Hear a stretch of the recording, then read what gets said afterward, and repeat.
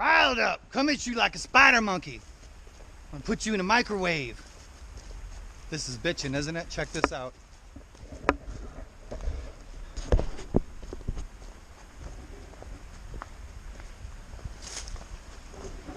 I've had an interesting life. I've had a colorful life. But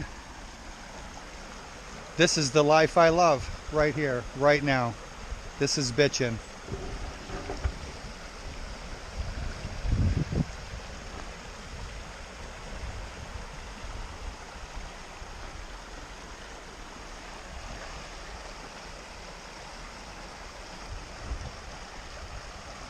Sometimes in the winter time, I've snowshoed right through here. And that's the old country club right across the run. And I live about half a mile up the run. In the wintertime, I love it. In about a month, hopefully in about a month, in February, the run will be frozen over, okay? It'll be solid ice and it's bitchin'.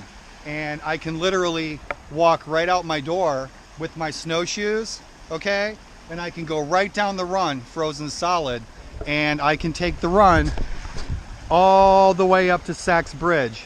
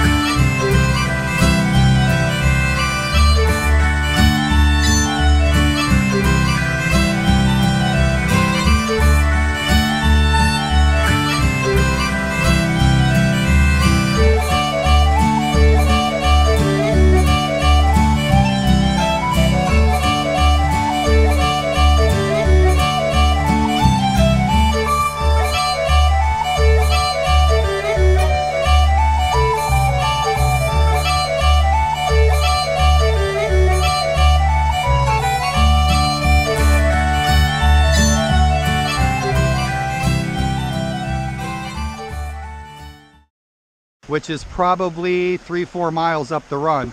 And I'll get out here with some hot cocoa, some oatmeal in my thermos, and I'll be out here in my snowsuit and my snowshoes. And it's a bitchin' time, especially, there's nobody out here. It's New Year's Day. You guys are, you know, puking in a bucket. And I rarely drink. So it's a bitchin' day. I've probably got this whole battlefield to myself. It's awesome. Right through there, I've snowshoed through the woods there, and that is everything you see there is thorns. And that kind of sucked back about 5 years ago. I came through here, so I started going on the run, and it's bitchin'. That's the old Gettysburg Country Club. That's the day spa. And Sydney Willoughby Run restaurant is a 5-star gourmet restaurant. It's really, really amazing. But the Harmon Farm is all right here. Very bitchin'. The 2nd and 7th Wisconsin fought here against Archer's Tennessee Brigade. And this is Willoughby Run. You Civil War armchair historians, this is old hat for you. If you're a friend of mine who lives far away, I'm glad to bring you here today. You guys know where I'm at.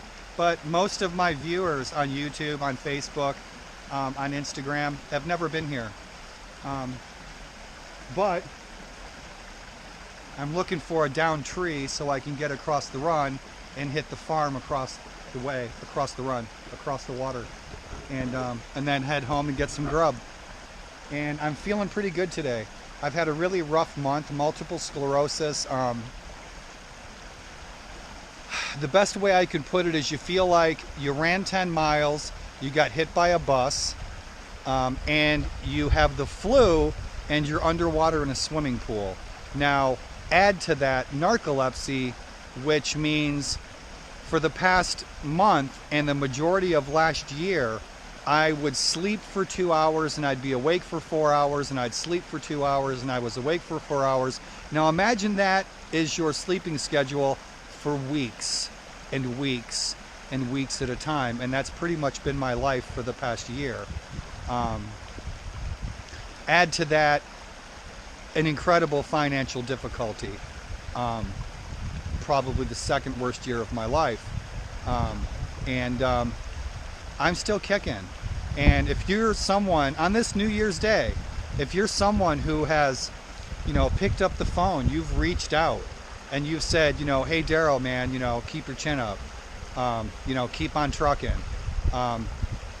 you need an ear, you've stopped by my house for a cup of coffee, and I love you guys. I love you. I love my friends. You guys have stopped by and have have been so supportive. You bring me coffee, you bring me tobacco, rock and roll. The thing is even a phone call or a text, a supportive word. I don't forget shit like that. It's the small things in life that I have found, for me personally, are the largest piles of gold, are those small things. My dad, for example, never gave me a thing, except for his advice and his love. And in my opinion, he gave me more than anyone I know, because he never gave me material things. He gave me his support, his advice. He was always there for me. And there's been several of you, and you know who you are. Melanie and Jane and Mary Rose, and Crystal, and especially Gary, the professor, and Sharon, my friend out in California, and all you guys. Forgive my brain fog if I've left anyone out. I apologize. You dozen or so people who interact with me on my social networks. As stupid as that may sound, on Stupid Book, that shit's kind of important to me. I like having that social interaction. There's days I'm stuck in the house and pretty much all I can muster is to read. Today is not one of those days.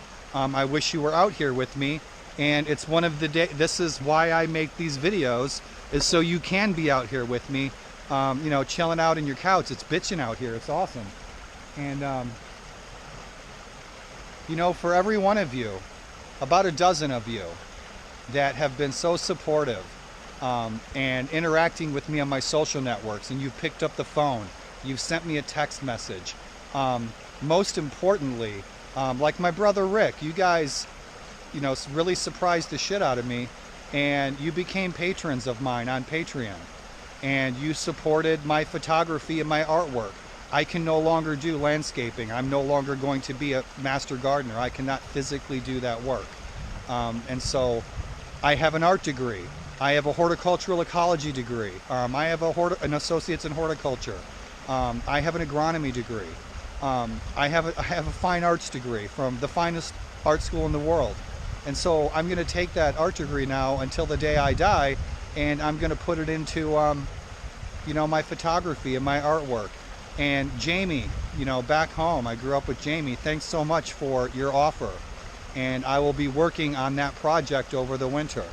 And you just really, you made my day that day. You contacted me and you made that offer. That it means a lot to me. That shit keeps me going. And every one of you who have been so supportive, have made the last 2 months of the year worth living. Because believe me, January through October, my life sucked so bad. My reality is that I hope that I didn't wake up the next day. Now, I'm not a suicidal person. I have a daughter, and it's not fair to her that anybody would commit suicide. I'm not that kind of person. My friend Heather coming by, bringing me tea, okay? My landlord, Jen. There's like I said, there's several of you. I hope I don't leave anybody out, but you guys have been so supportive. And the first 10 months of the year were horrible. I was, facing eviction. I was really eating ramen noodles. I was eating beans and rice. And there's like 300 people on my social networks, and it's like, take this however you want. I don't give a shit.